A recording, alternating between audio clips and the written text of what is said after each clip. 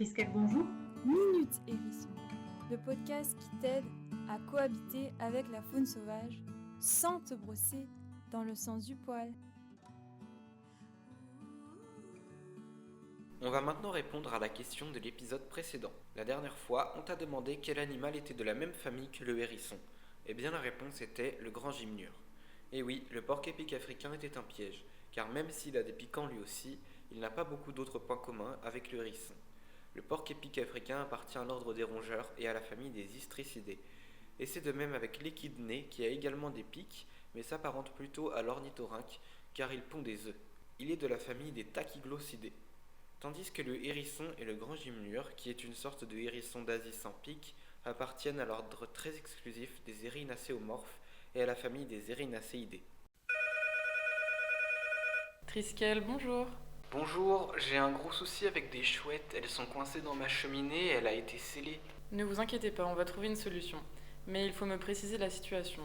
Vous pouvez peut-être me décrire ces chouettes? Par exemple, les effraies des clochers, globalement blanches, et les hulottes, plutôt rousses ou grises, ont l'habitude de nicher dans les vieilles habitations. On dit qu'elles sont cavicoles. Elles sont blanches un peu et ont une tête plate en forme de cœur. En tout cas, je comprends pourquoi elles sont venues dans ma cheminée. Elles s'y sont installées et il y a 3 bébés pleins de duvet. Ils sont seuls à première vue. Alors, ils ont été enfermés pendant que les parents étaient partis chercher à manger. Il va falloir les sortir de là pour que la famille se réunisse à nouveau. Mais justement, je ne sais pas trop comment m'y prendre. Je crois qu'ils sont tombés du haut de la cheminée.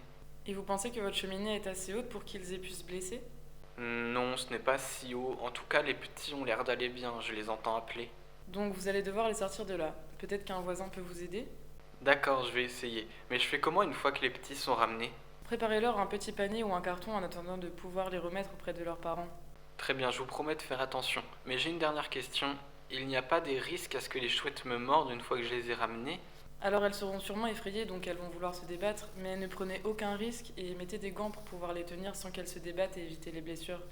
D'ailleurs, il y aura une dernière étape. Une fois que vous les aurez sortis de là, il va falloir que les parents les retrouvent pour s'en occuper. Donc je vous propose de fabriquer un nichoir exprès pour les effraies qu'il est possible de fixer sur la maison. Le mieux serait de le mettre le plus proche possible de la cheminée afin que les jeunes soient retrouvés facilement.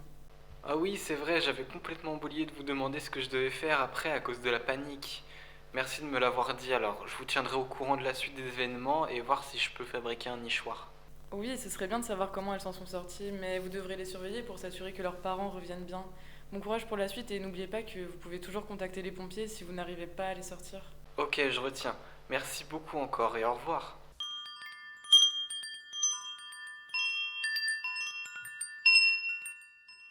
Hey, je viens d'avoir une histoire de dingue au téléphone.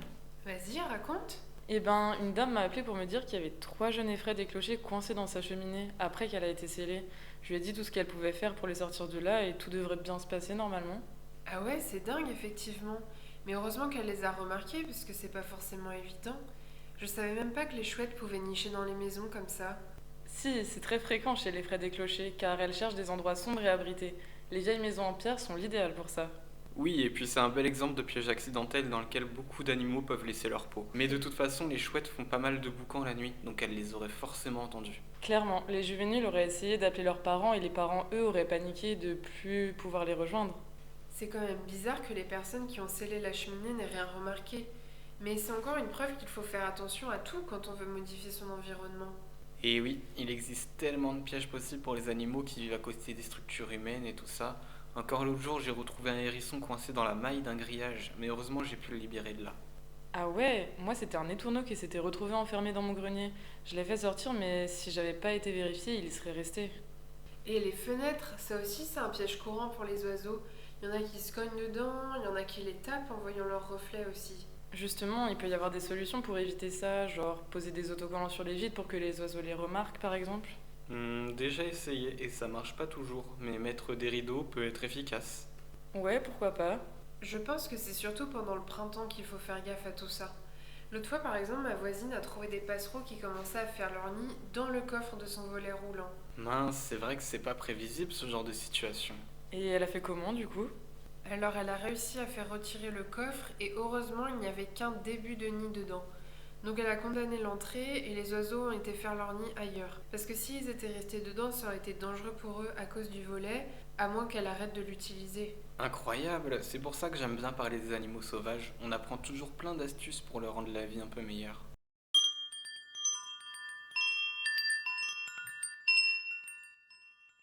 À retenir. Ce que l'on nomme pièges accidentels sont des éléments d'origine humaine qui n'ont pas pour but de faire du mal aux animaux, mais qui peuvent quand même représenter un danger.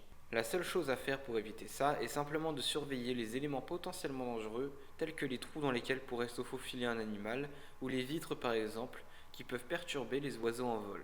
Au final, la transmission de connaissances au sujet de la protection de la faune sauvage est l'un des meilleurs remèdes pour sauver un maximum d'individus, car c'est en faisant plus attention à notre impact potentiel sur notre environnement que la faune pourra être mieux protégée. Passons maintenant à la nouvelle question du jour. L'effraie des clochers est un rapace nocturne qui possède beaucoup de particularités. Parmi les suivantes, laquelle est fausse ? 1. Elle ne voit pas dans le noir complet. 2. C'est un des oiseaux qui a le vol le plus silencieux au monde. Et 3. Elle a une mauvaise ouïe. Bien sûr, tu auras la réponse au prochain épisode. La vidéo t'a plu ? Alors laisse un pouce bleu et un commentaire.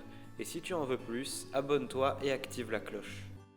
Pour connaître l'actualité de Triskel, nos actions, résultats et les prochaines activités auxquelles vous pouvez participer, inscrivez-vous aux nouvelles.